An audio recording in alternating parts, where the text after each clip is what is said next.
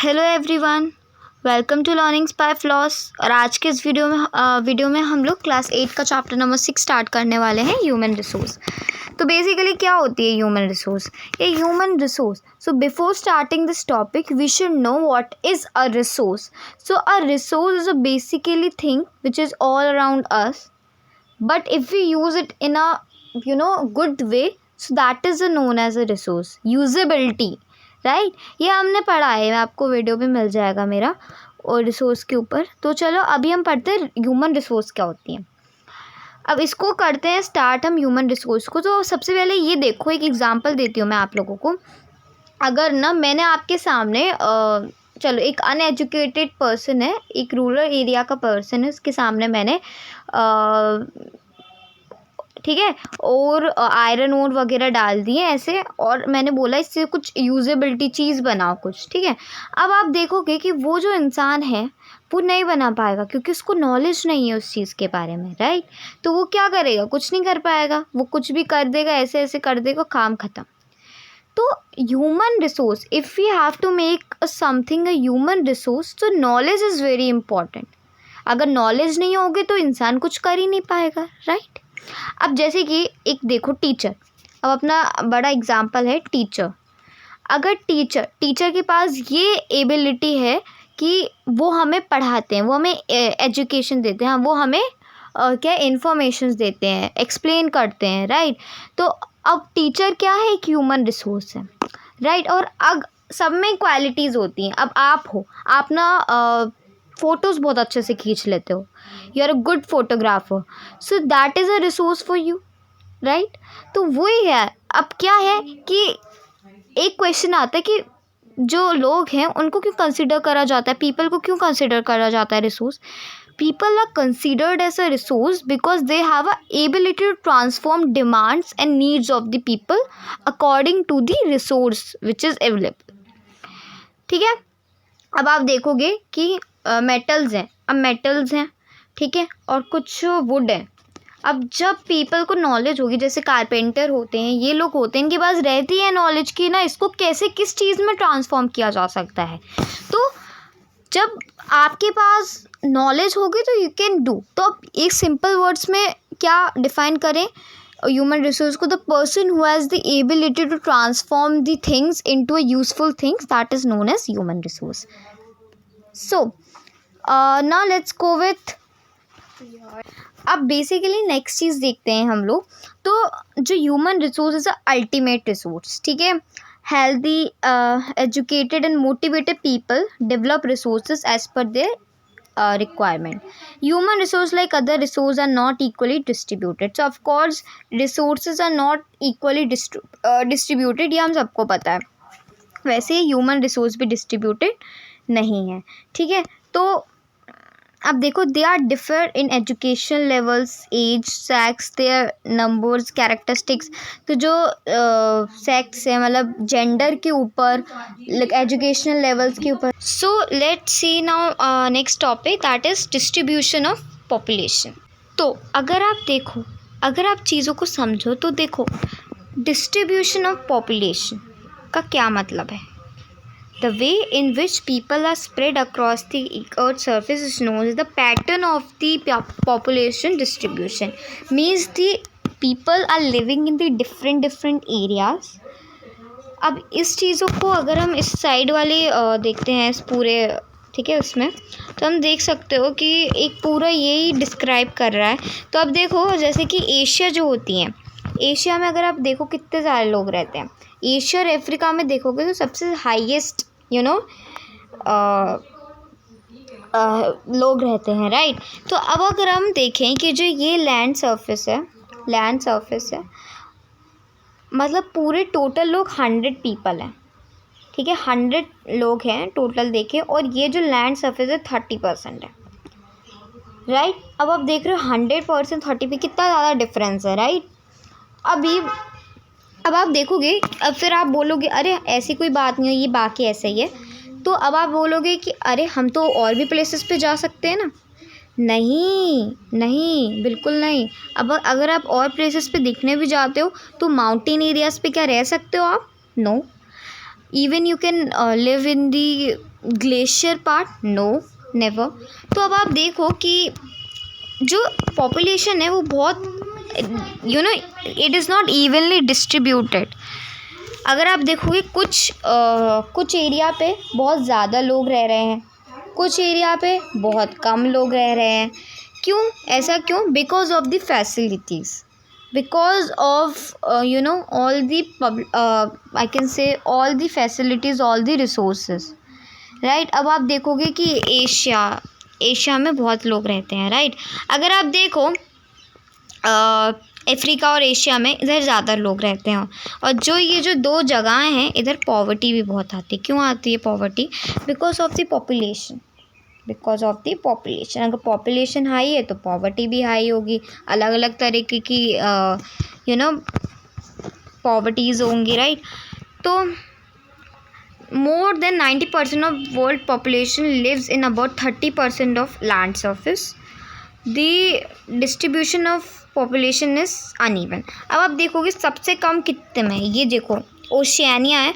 तो ओशियानिया में देखो, ये देखो सिर्फ एक इंसान है, एक इंसान खड़ा हुआ है, तो 1%। अब क्यों खड़ा हुआ है? Because here evenly sparely someone knows that this is also a place. अब आप बोलोगे ये है क्या? तो ये जो ऑस्ट्रेलिया कॉन्टिनेंट होता है उसका ऑफिशियल नेम यही है, ठीक है।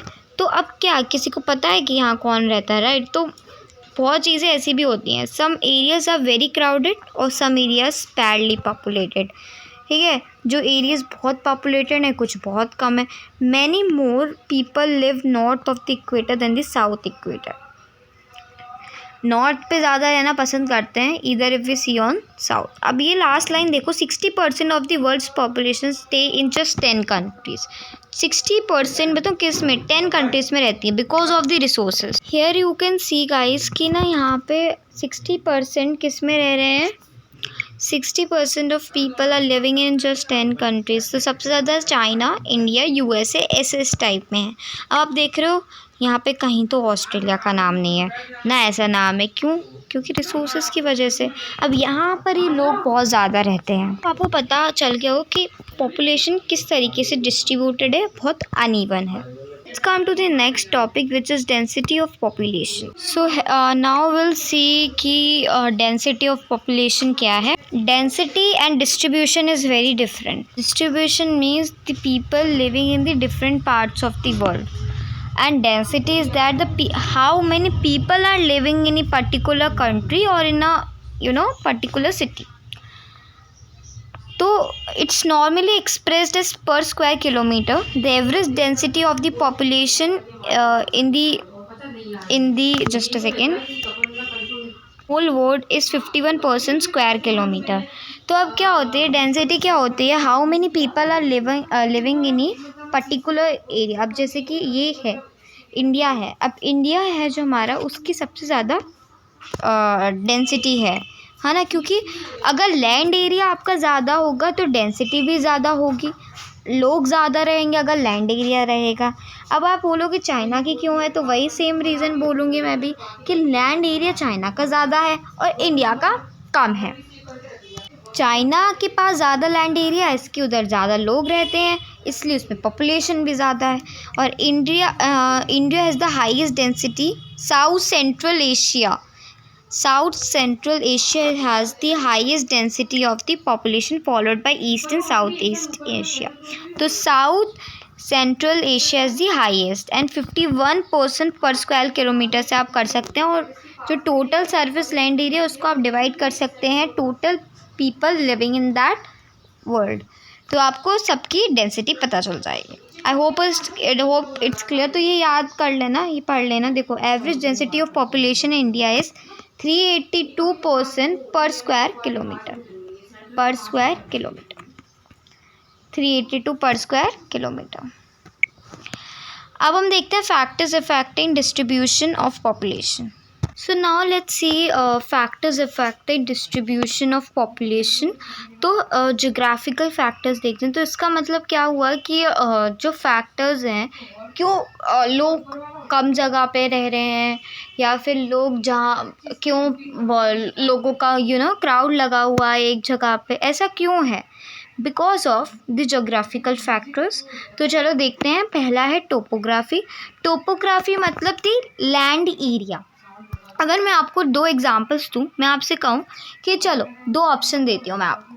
आप एक ग्रास से भरे हुए एरिया में फुटबॉल खेलना चाहोगे, या फिर जो आपके रॉकी सरफेस वाले एरियाज़ होते हैं उधर खेलना चाहोगे? मुझे बताओ कहाँ खेलना चाहोगे?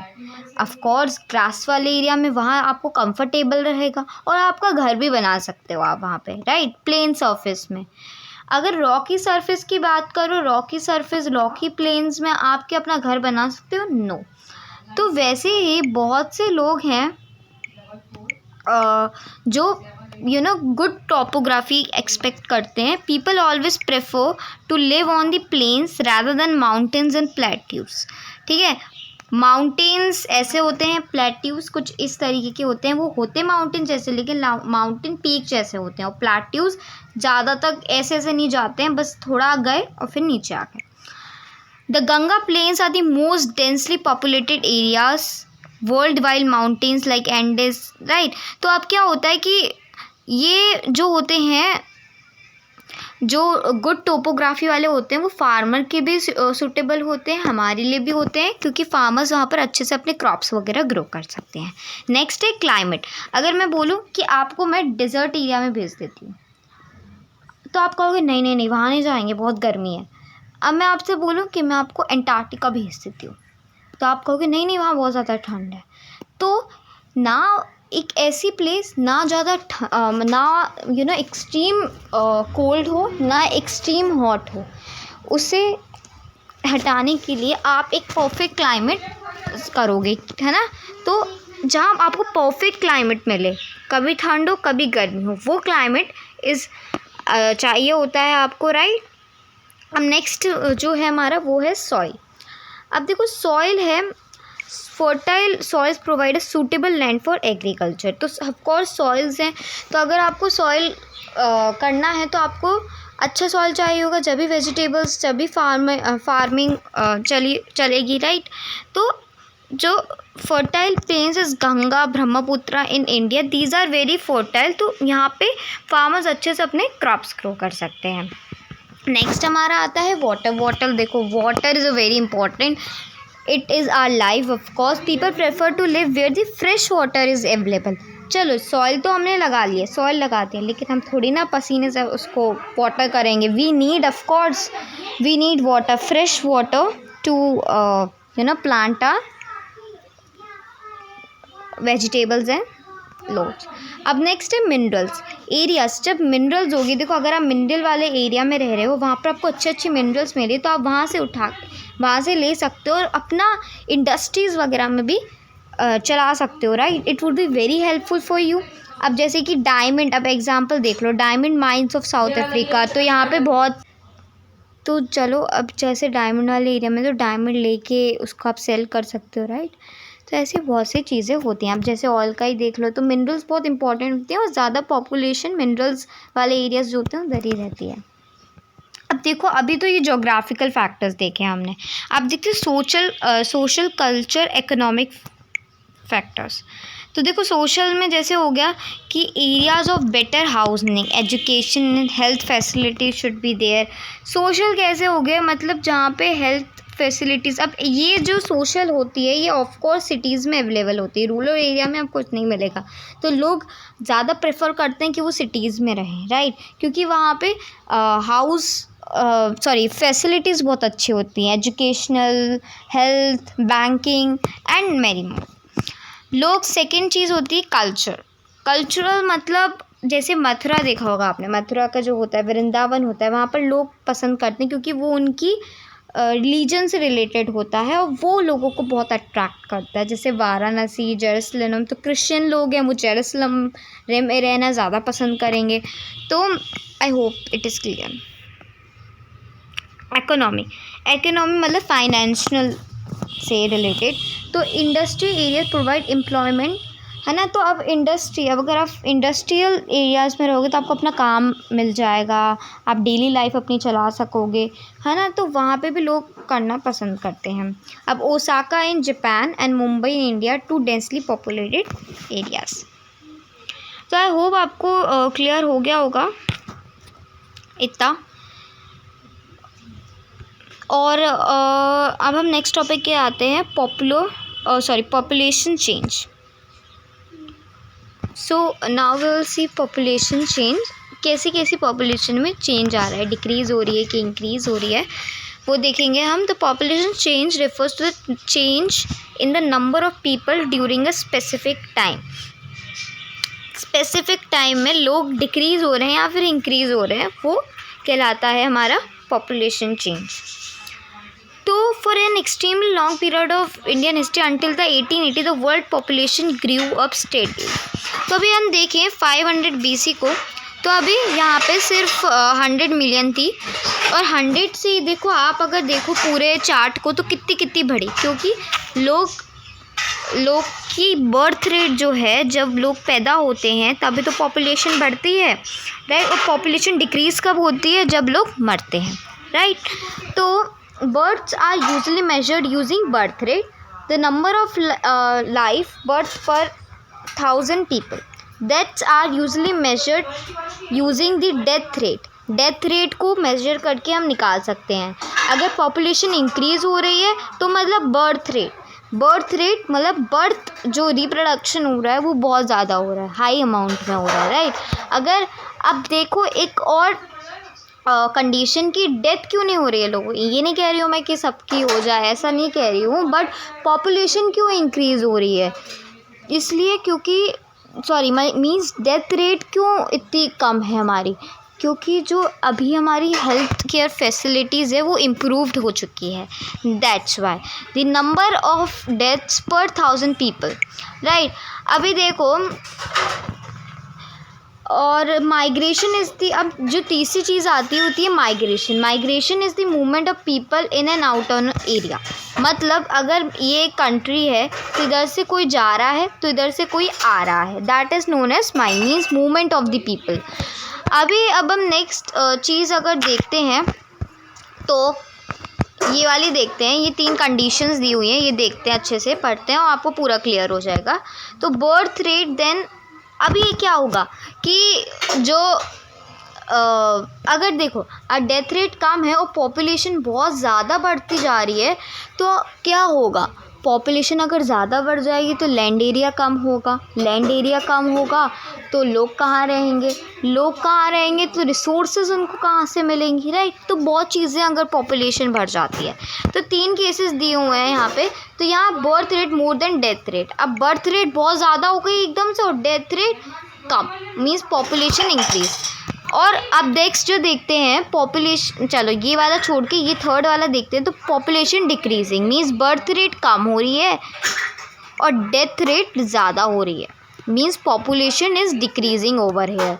अगर हम नेक्स्ट कंडीशन में देखें कि बर्थ रेट भी एकदम स्टेडली है और ये जो डेथ रेट है वो भी एकदम सही है, तो मीन्स इसमें क्या है कि कोई वो नहीं है, नॉर्मल है, नॉर्मल कह सकते हो आप, राइट। नॉर्मल है हमारी, तो यही होता है। अब नेचुरल ग्रोथ रेट क्या होती है यहाँ पे, the difference between the birth rate and the death rate is known as natural growth rate. मतलब डिफरेंस देखें, बर्थ रेट को हटा के डेथ रेट को हटा के तो कितनी ग्रोथ हो रही है उसको हम कहते हैं ये।